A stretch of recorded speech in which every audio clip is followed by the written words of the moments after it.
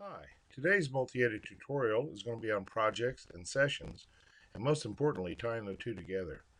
Now, a session is a history of what was last done in multi-edit. This includes things like what files were open, how the windows were arranged, a history of strings used in search and replace, the location of the cursor in each file, and what project was being edited. So, all these files being open right here would constitute essentially a session. Now, if I close multi-edit and then reopened it, what I would see is it would reopen this session and all these files would be open and my cursors would be wherever they were last left in the file.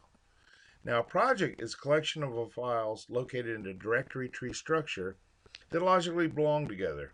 This could be all the files for a website, or all the source files, make files, and include files for a build of a software application. There's some other information that comes along with the project, but we'll get to that in another session. Now, the first thing we have to do is make sure we have a couple settings correctly set in the configuration for these to work together. In sessions, we need included status file for each directory selected.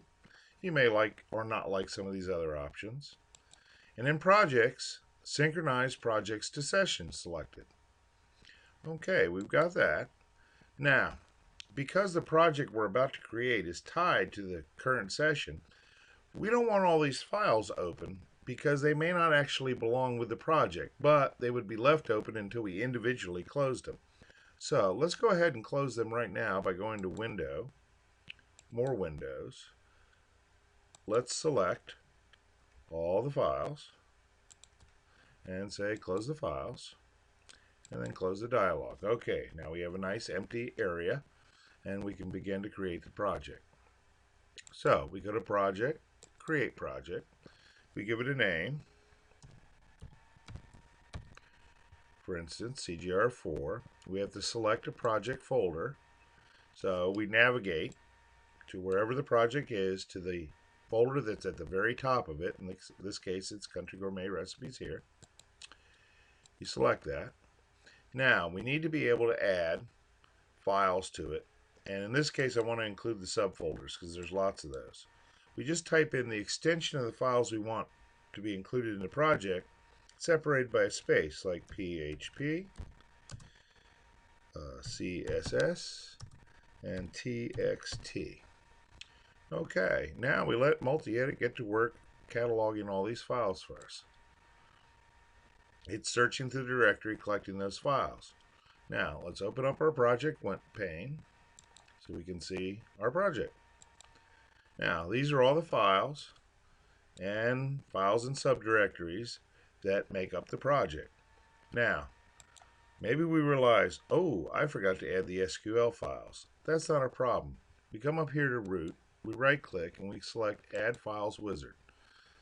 We want to include subfolders again. Now, we just type in, again, the extensions we need. In this case, SQL. And we could add more separated by a blank. But this is what we need, so select OK. And now we've added the SQL files wherever they're located in this project.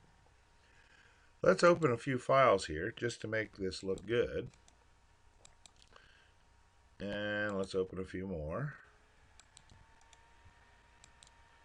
Okay, now we have all our files open. And let's say we were down in this file working busily away, about here. And we get a call from a customer. This is where projects and sessions really come in. They call, they need something changed right now.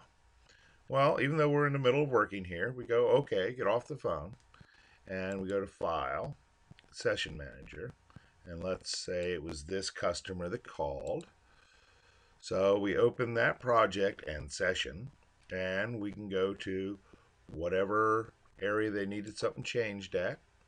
And once we've made the change, and I'll tell you about this in another session, we push it up to the server.